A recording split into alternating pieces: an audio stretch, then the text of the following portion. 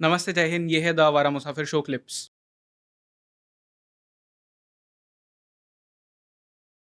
एक जो आपका वीडियो था उसमें आपने बहुत इंटरेस्टिंग एक चीज़ बताई थी which was about Dawood Ibrahim and Dawood Ibrahim को किस तरह से आईएसआई ने अपना एडिशनल डायरेक्टर वाला हुँ, पोजीशन दे दिया है एंड संभल में जो वायलेंस हुआ वो वहाँ से कनेक्टेड है। हुँ। ये आप एक बार बता सकते हो? देखो, आईएसआई का इस समय ऑब्जेक्टिव यही है कि क्योंकि कश्मीर में उसके पास अब एक बहुत ही लिमिटेड स्पेस है ऑपरेट करने की, तो वो पैन इंडिया लेवल पर जितने फॉल्ट लाइन्स हैं उनको एक्सप्लॉइट कर रहा है। और जब से popular front of India PFI के ऊपर सरकार ने बैन 2022 में लगाया, उसके बाद से अब ये हो रहा है कि एक रेडीमेड मास मोबिलाइजेशन करने के लिए आईएसआई को अपॉर्चुनिटी मिल नहीं रही है। हुँ, तो वो क्या कर रहा है कि छोटे-छोटे स्लीपर सेल्स बनाकर दाऊद इब्राहिम के कोई स्लीपर सेल्स हो गए, उनको बेसिकली यूज़ करने की कोशिश कर रहा है। अब वो चाहे संभल में हो गया जहाँ पर एक एक्सपेरिमेंट देखने को मिला, जो मास वायलेंस हुई वहाँ पर, मॉब वायलेंस हुआ पूरा। अब कल को वही चीज़ मैं आपको फिर वही कहूँगा कि वो कल को महाराष्ट्र में देखने को मिले, हुँ, केरला, कर्नाटका में देखने को मिले। चलो केरला, कर्नाटका, तमिलनाडु तो वी नो मतलब इट्स एक्सपेक्टेड कि वहाँ ये करेंगे ही करेंगे हुँ, बिकॉज़ वहाँ पर एक एटमॉस्फेरिक क्लाइमेट भी वैसा है कि वो चीज़ें बड़ी आसानी से हो जाती हैं। बट यूपी में जो उन्होंने कोशिश करने की करी वो चीज़ नाकाम हुई उनकी। हुँ, महाराष्ट्र में आप आज की डेट में करने की कोशिश करेंगे वो भी पॉसिबल नहीं होगा। बट ये है कि there is an attempt going on. Right. क्योंकि शायद इंडिया ही one of the first nation था जहाँ पे ये जो माफिया और टेरर का एक नेक्सस था हाँ जी। वो उभर के आया था। बट उसे बहुत हद तक हमने कंट्रोल कर लिया था। नाउ शायद वो वापस से इवॉल्व होके एक तरह से आ रहा है। हाँ, ठीक है मतलब उसका एवोल्यूशन इंडिया से हुआ और वो इंडिया को इम्पिंच करता रहेगा बार-बार। हुँ, क्योंकि दाऊद इब्राहिम जब तक पाकिस्तान में है तब तक ये नेटवर्क हमेशा से जारी रहेगा। राइट। एंड इसको फंड किस तरह से किया जाता है? नार्को टेरर से? Narcotics, okay, primary narcotics. Okay. And narcotics ये कौन-सा वाला, मतलब जो एक गोल्डन ट्रायंगल है? गोल्डन क्रीसेंट से golden golden triangle. Crescent and golden triangle. तो ये हम कर्व कैसे करेंगे? क्योंकि पेनिट्रेट करने के लिए तो कहीं से भी किया जा सकता है, ये बहुत ईज़िली नहीं, हो ये सकता है। इसमें हम अकेले प्लेयर नहीं है, तो ये कर्व करना बड़ा मुश्किल है because golden crescent to golden triangle there are many countries involved in that. Hmm. तो unless there is an international cooperation India अकेला यहाँ पे कुछ नहीं कर सकता। ओके। ये नार्को टेरर के बारे में मुझे थोड़ा और आपसे जानना है, क्योंकि जब लोग पढ़ते हैं तो पहली चीज़ वो गोल्डन ट्रायंगल के बारे में पढ़ते हैं, बट जब फिर गोल्डन क्रेसेंट के बारे में पढ़ते हैं तो पता चलता है ये तो और ज़्यादा बड़ा हेडेक हुँ। है।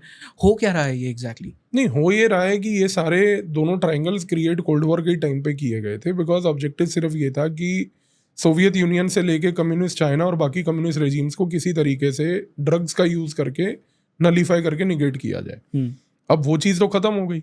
अब प्रॉब्लम ये है कि आपने उस समय नारकोटिक्स का साइकिल क्रिएट तो कर दिया था but now what do you do with it? Hmm, तो now this has become a churner of global money. तो आज की डेट में आप इसको कंट्रोल करना भी चाहोगे तो जो इल्लीगल ब्लैक वेल्थ यहाँ से जनरेट हो रही है आप उसको कंट्रोल कर नहीं पाओगे। Okay.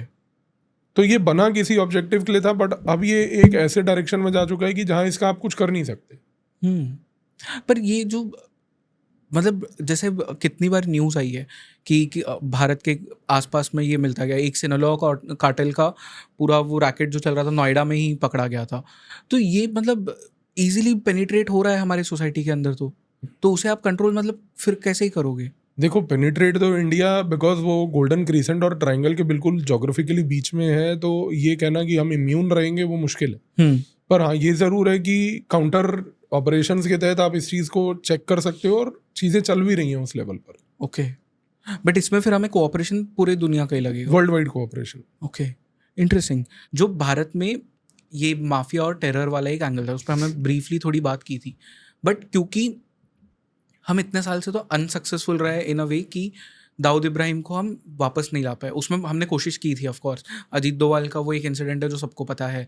Then there was this other time जहाँ पे Dawood himself wanted to come back to India and उन्होंने एक बहुत फेमस लॉयर से बात भी की थी उसके बारे में। बट आज हद तक हम उसे ला क्यों नहीं पाए? हम कुछ कर क्यों नहीं पाए उसके अगेंस्ट? आप आज ला के उसको क्या करोगे? मैं यही पूछना लगा कि हमारे इंटरेस्ट में नहीं है उसे लाना, या हमें नहीं, फ़र्क ही नहीं पड़ता? आप ला के क्या करोगे?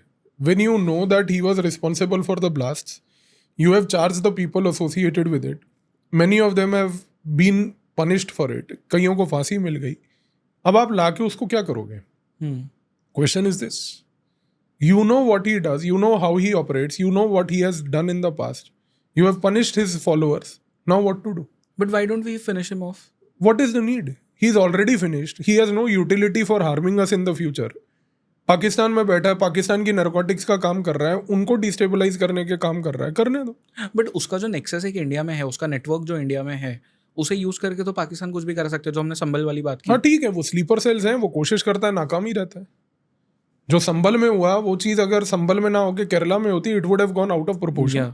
थैंकफुली वो संभल में हुआ जहाँ पर सबक सिखाने वाले लोग बैठे हैं। पर केरला में हो जाता तो हो जाए, क्या फर्क पड़ रहा है उन्हें, तो वहाँ पे वहाँ के अगर लोगों को इस चीज़ का समर्थन देना, let them give, it's fine, let them suffer if they want to suffer, क्या कर सकते हैं। एंड जो एक इसमें भी दो एंगल्स आते हैं, एक तो आपका ये जो मुस्लिम डॉन वाला एंगल आता है, एक हिंदू डॉन वाला एंगल आता है। नाउ द अदर डॉन जो रिसेंटली अब मुंबई में ही एक वो चीज़ हुई थी where an politician was murdered by the Bishnoi gang. मुझे पता है कि बिश्नोई गैंग नहीं बोलना चाहिए because that is not the name, मुझे थ्रेट्स मिले इसके लिए पहले भी। बट जो हुआ, do you think this is the counter to Dawood Ibrahim और this is just something else? नहीं, it can be a counter, it can be something else, it can be anything for that matter, but ये है कि Bollywood for a very long period of time has been immune from any such kind of an influence by a don.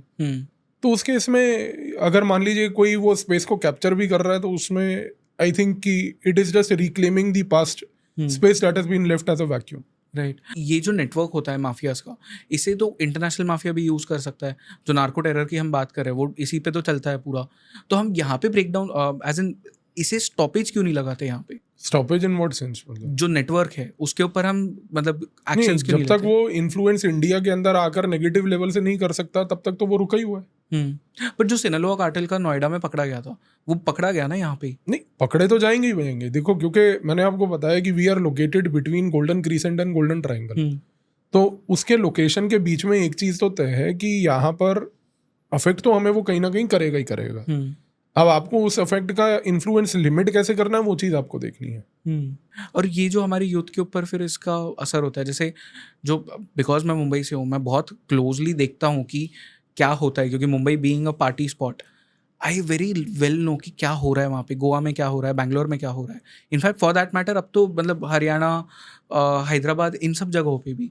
तो ये एक तरह से हमारी society को जो हमने ब्रेक डाउन करने की बात कही थी वही हो रहा है, गार्बेज पंप इन किया जा रहा है। बिल्कुल। पर इसके अगेंस्ट हमने अब तक उतने ज़्यादा एक्शंस नहीं लिए। नहीं, एक्शन होते हैं, ऐसी बात नहीं है कि एक्शन नहीं लिए, बट ये है कि ये इंश्योर कर देना कि पूरी की पूरी कंट्री के अंदर 10 ग्राम ड्रग भी ना घुस पाई, ये कहना एक बहुत यूटोपियन आइडिया है।